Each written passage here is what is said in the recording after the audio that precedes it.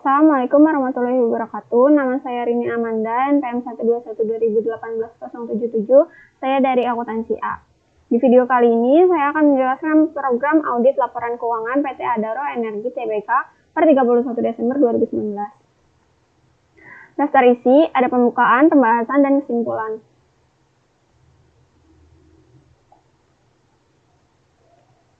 Sejarah KAP PricewaterhouseCoopers International Limited dibentuk dengan adanya penggabungan usaha dari dua kantor besar yaitu Pricewaterhouse dan Coopers & Lybrand yang masing-masing telah memiliki akar sejarah sekitar 150 tahun. PricewaterhouseCoopers bergabung dalam anggota The Big Four Auditor bersama Deloitte, EY, dan KPMG. Profil KAP PricewaterhouseCoopers Indonesia atau PwC Indonesia adalah kantor akuntan publik Tanu Direja, Wibisana, Rintis, dan Rekan. Jenis-jenis jasa yang disediakan oleh PwC Indonesia antara lain advisory, audit and assurance, tax, capital market, accounting advisory service, dan Korea Business Desk. Lokasi KAP akuntan publik Tanu Direja, Wibisana, Rintis, dan Rekan terletak di WTC 3, Jalan Jenderal Sudirman, Kafling 2931, Jakarta 12920 Indonesia. Cabang kantor PwC di Indonesia terdapat di dua kota besar di Indonesia yaitu Jakarta dan Surabaya. Kantor yang berada di Jakarta 1 dan untuk yang berada di Surabaya 1. Sejarah perusahaan. Sejarah Adaro dimulai dari guncangan minyak dunia pada tahun 1970. Hal ini menyebabkan pemerintah Indonesia merevisi kebijakan energinya yang pada saat itu berfokus pada minyak dan gas untuk mengikut sertakan batu bara sebagai bahan bakar untuk penggunaan dalam negeri. Nama Adaro dipilih oleh perusahaan Enadimsa dalam rangka menghormati keluarga Adaro yang sangat terkenal dalam sejarah Spanyol yang berperan besar dalam kegiatan penambangan di Spanyol selama beberapa abad. Dengan demikian lahirlah PT Adaro Indonesia. Struktur organisasi perusahaan yaitu ada Dewan Komisaris, Dewan Direktur, dan Komite Audit. Selebihnya dapat dilihat pada gambar. Berdasarkan anggaran dasar perusahaan, ruang lingkup kegiatan Adaro bergerak dalam bidang usaha perdagangan jasa, industri, pengangkutan batu bara, pembengkelan, pertambangan, dan konstruksi.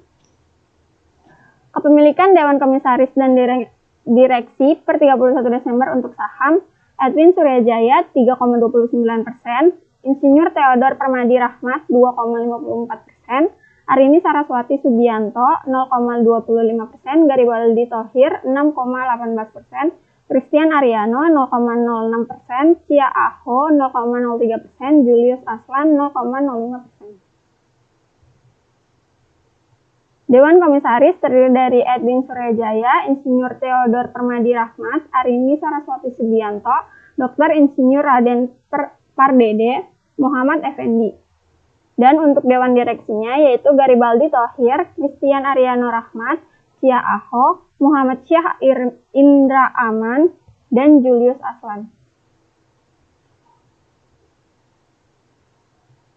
Tinjauan pustaka, auditing. Menurut Ahrens, Elder, dan Bailey, auditing adalah pengumpulan dan evaluasi bukti tentang informasi untuk menentukan dan melaporkan derajat kesesuaian antara informasi itu dan kriteria yang telah ditetapkan. Auditing harus dilakukan oleh orang yang kompeten dan independen. Bukti audit menurut Alvin A. Ahrens, Randall J. Elder, Mark S. Bailey, bukti audit adalah setiap informasi yang digunakan oleh auditor untuk menentukan apakah informasi yang diaudit dinyatakan sesuai dengan kriteria yang telah ditetapkan. Jenis-jenis audit yaitu pemeriksaan fisik, konfirmasi, dokumentasi, prosedur analitis, tanya jawab dengan klien, perhitungan ulang, pengerjaan ulang, dan pengamatan.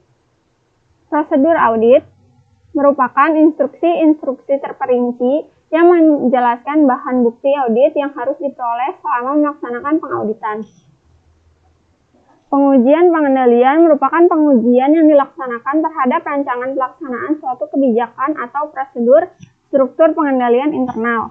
Pengujian substantif atas transaksi bertujuan untuk menentukan apakah semua tujuan audit berkaitan dengan transaksi yang telah dipenuhi untuk setiap kelas transaksi.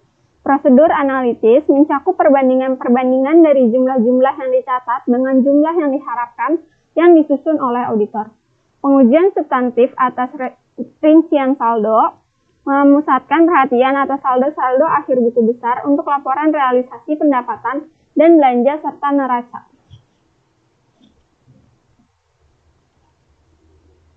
Prosedur audit perusahaan untuk siklus penjualan dan penerimaan kas, serta siklus persediaan dan pergudangan.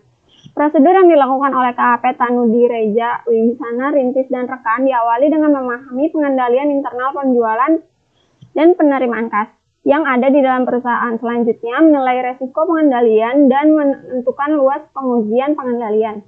Jika mendapat bukti audit yang dibutuhkan, langkah selanjutnya yaitu merancang dan menganalisis prosedur audit yang tepat sesuai kondisi PT Adaro Energi Tbk. Tahap yang terakhir yaitu menyatakan pendapatnya apakah laporan keuangan telah dicatat dengan wajar atau belum. Prosedur audit pengujian pengendalian dan pengujian substantif atas transaksi untuk penjualan. Tujuan audit yang berkaitan dengan transaksi penjualan yang dicatat adalah yang benar-benar dikirim kepada pelanggan non fiktif. Memeriksa seluruh bukti transaksi laporan dikirim kepada pelanggan setelah penjualan disetujui.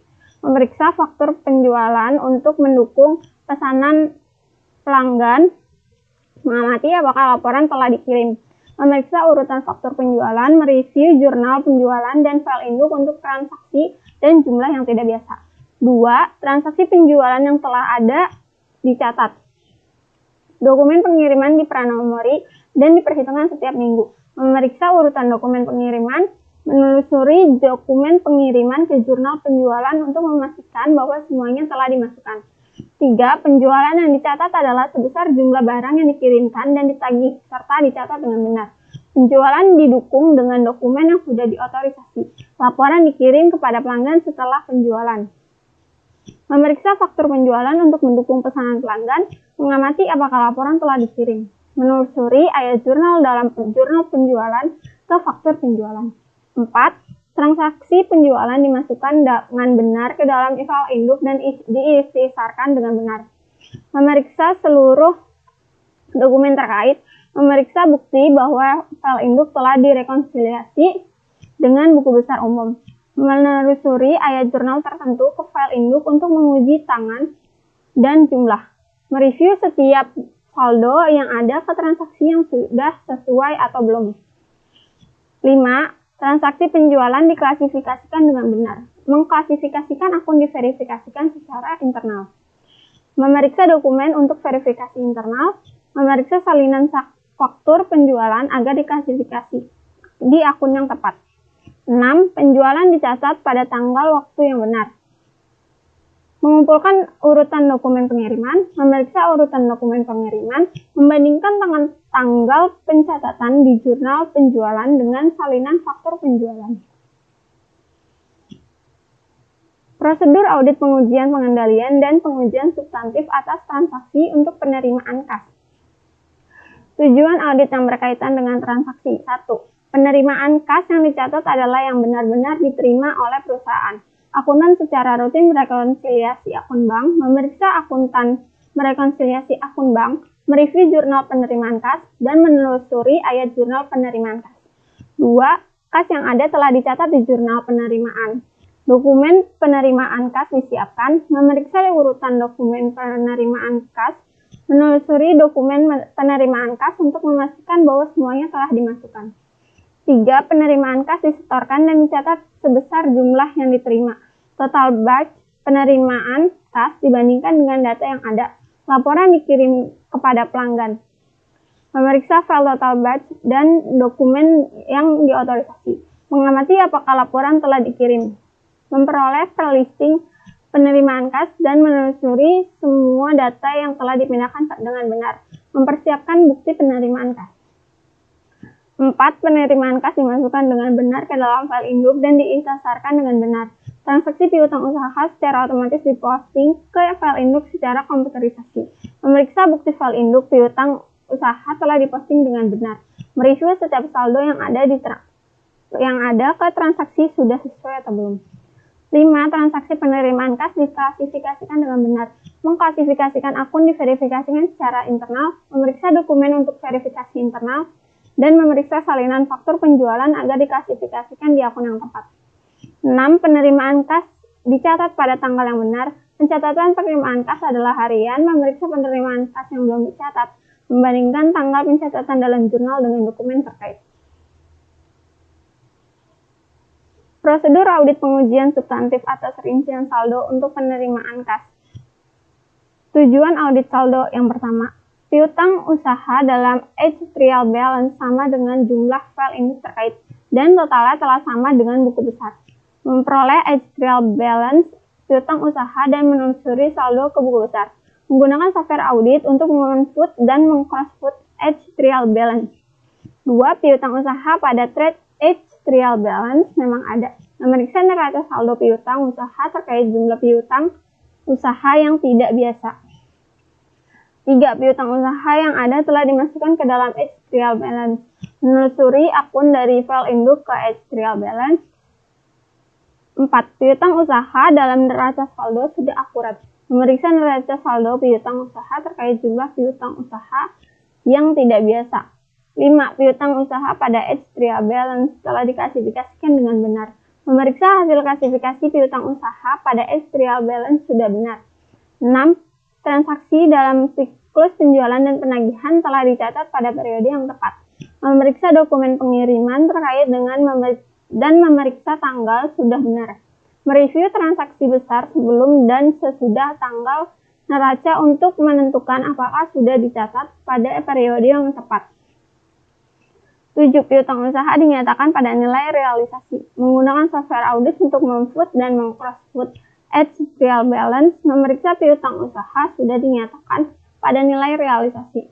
8. Klien memiliki hak atas piutang usaha pada neraca saldo. Menanyai manajemen apakah ada piutang yang digadaikan atau difaktorkan.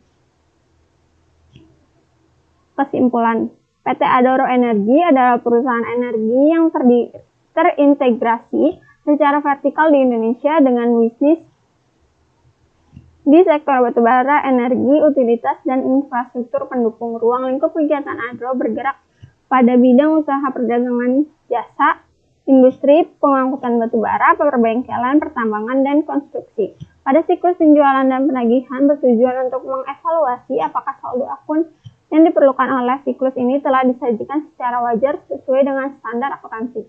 Pendapatan dari penjualan batubara diakui jika seluruh kondisi terpenuhi. Terpenuhinya kondisi tersebut tergantung persyaratan penjualan dengan setiap pelanggan.